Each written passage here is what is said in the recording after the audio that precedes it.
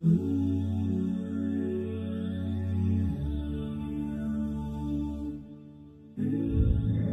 m'adresse à toi, directement, et ce avec un sourire narquois. Car ce que je vais te dire ne va sûrement pas te plaire. Toi qui te réjouis de voir le fils d'Adam aux abois. À notre tour de sourire, de te rappeler les 7 points qui expliquent et justifient ta descente aux enfers. Tu as dit à notre Seigneur, Jalla fi'ula, Rabbi, bima aghwaytani, la uzayyinanna lahum fil ard, wa la ughwiyannahum ajma'in. Mon Seigneur, parce que tu m'as induit en erreur, je vais leur enjoliver la vie sur terre et je vais tous les égarer. À partir de cette parole, de ta parole, on peut extraire les 7 points qui justifient ta damnation. Je m'adresse à toi, Iblis. Écoute bien. Le premier point, c'est la reconnaissance de la Seigneurie divine. Parce que tu invoques Allah. Rabbi bima aghwaytani. Dans un autre verset, tu dis Fabi izzatika. Ainsi, tu reconnais la Seigneurie divine. Et malgré la reconnaissance de cette Seigneurie divine, il t'est impossible d'agir en conséquence. Par la gratitude, l'obéissance. Donc tu es frappé par de l'ingratitude, que l'on définit justement par cette action de répondre au bien que l'on réceptionne par du mal. Et de la négation justement de cette bienfaisance. Être ingrat, c'est utiliser les bienfaits que l'on réceptionne pour faire du mal. Donc tu as été ingrat, car tu reconnais la Seigneurie divine et malgré cela, tu ne lui obéis pas. Le deuxième point, c'est la reconnaissance de ton masque. Car en considérant l'épreuve comme un piège, tu reconnais simultanément que ce dernier a fait émerger à la surface ce que tu cachais à l'intérieur de toi. Bima aghwaytani, parce que tu m'as induit en erreur. Donc tu reconnais qu'Allah subhanahu wa ta'ala t'a éprouvé, t'a testé pour faire ressortir le fond de ta personnalité.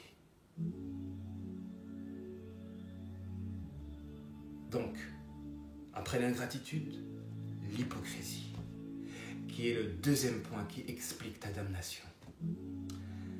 Le troisième point, c'est la négation de ta souffrance. Ta souffrance d'avoir ta conscience enfermée à l'intérieur d'une inconscience en raison de ton orgueil et de la malédiction qui pèse sur toi. Car la malédiction implique justement une addiction vis-à-vis de la corruption. On reconnaît tes semblables au fait qu'ils ne peuvent pas s'empêcher de continuer à corrompre.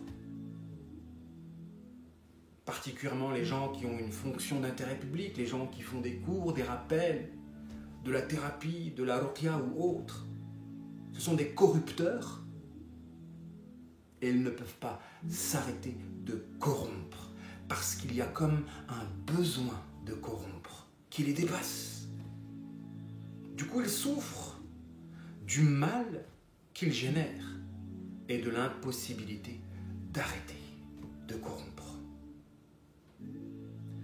Consécutivement à cet orgueil qui te pousse à renier la vérité et à admettre extérieurement ce que tu reconnais intérieurement. C'est le troisième point.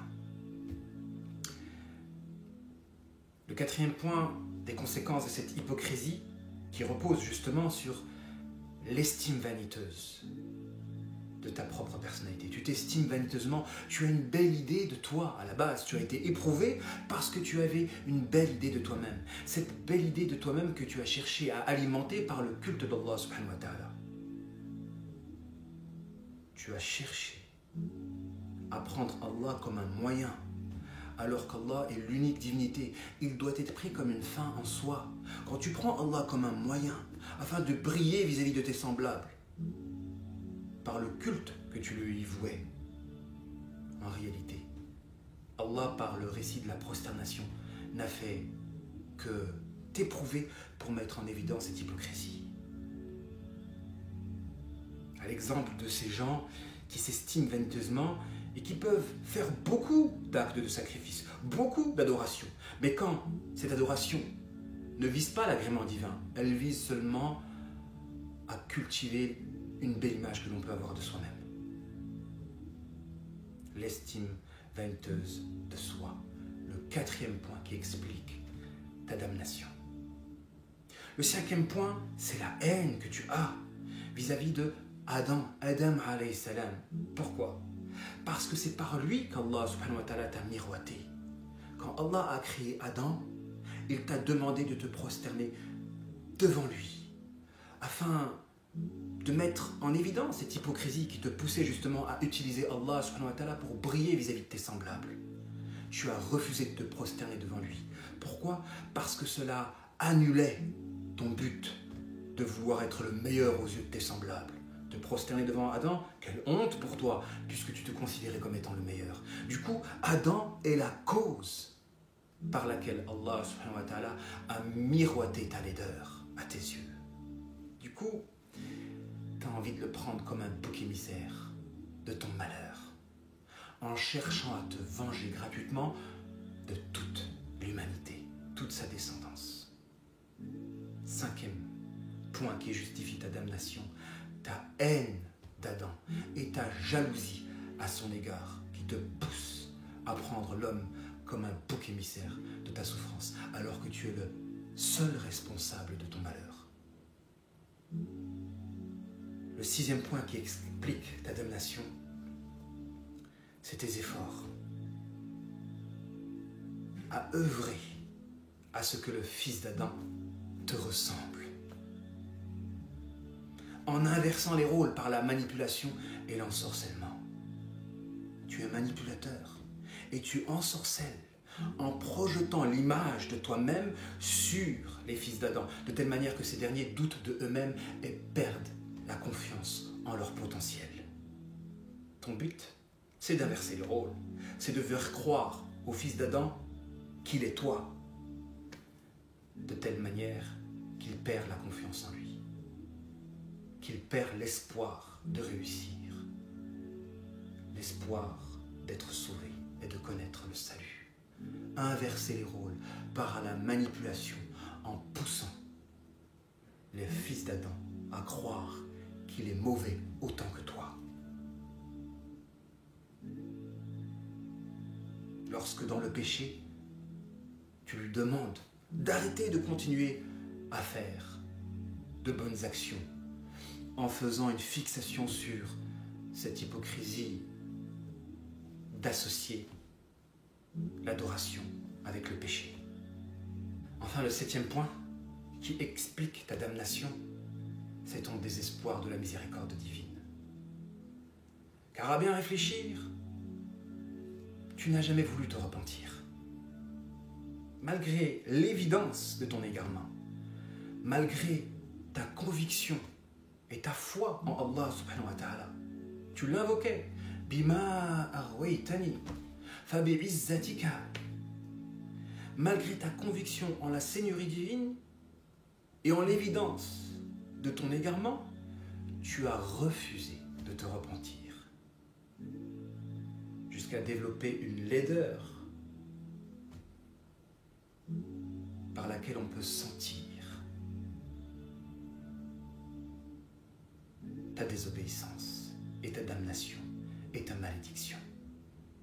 Une malédiction se ressent.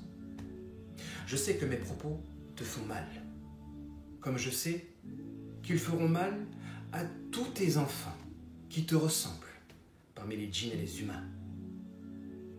D'ailleurs, prenez cette vidéo, mes frères et sœurs, comme un moyen pour vous aider à savoir si vous avez des gens autour de vous qui font partie de la famille d'Iblis. Car seuls ceux qui portent le diable en eux souffriront d'écouter ces vérités qui rappellent comment et pourquoi Iblis est descendu dans son statut.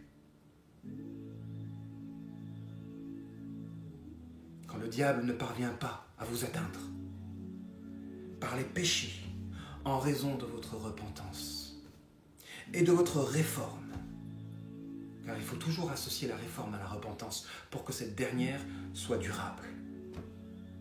Alors qu'est-ce qu'il va faire le diable?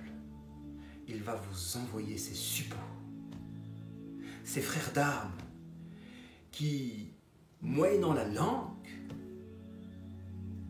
vont essayer de vous faire sombrer, de provoquer votre descente aux enfers comme eux sont condamnés à la perte éternelle. Du coup, vous allez pouvoir reconnaître les alliés du diable aux caractéristiques d'Iblis, à savoir l'ingratitude, l'hypocrisie, l'orgueil, la malédiction, l'addiction à la corruption, la vanité, la haine gratuite, la jalousie, la manipulation, l'ensorcellement, l'impossibilité de se repentir et de reconnaître ses torts. En gros, le désespoir vis-à-vis de la miséricorde d'Allah subhanahu wa ta'ala. Croyez-moi mes frères et sœurs, ces gens-là vous jugeront et vous rappelleront vos péchés, vos erreurs passées. Parce que leur objectif, c'est de faire en sorte que ces erreurs passées, parce que personne n'est épargné de l'erreur et du péché, ils vont essayer, moyennant la langue, de vous rappeler éternellement vos erreurs passées de telle manière que ce passé ne soit pas un passé et qu'il participe de votre présent pour que vous doutiez de vous éternellement, afin que vous vous identifiez à ce passé qui, normalement, par la repentance, doit s'effacer.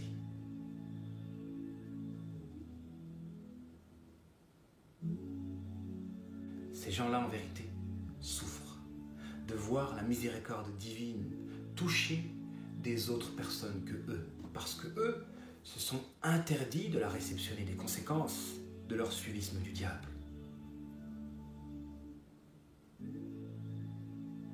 De leur suivisme de celui dont le nom signifie justement celui qui a désespéré de la miséricorde divine, Iblis. Je sais, Iblis, que ta haine à mon égard est intense, et ce depuis que je me suis lancé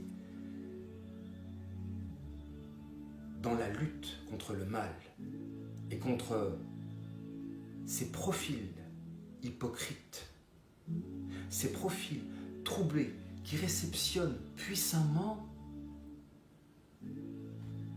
tes suppôts parmi les djinns, afin que tu puisses corrompre l'humanité moyennant ces infiltrés, ces gens qui auront des troubles mentaux et qui refuseront de le reconnaître, et par la négation de l'évidence qu'ils sont troublés, ils vont s'associer à toi moyennant toutes ces caractéristiques laides, l'orgueil, l'ingratitude, la manipulation, l'hypocrisie, etc., etc.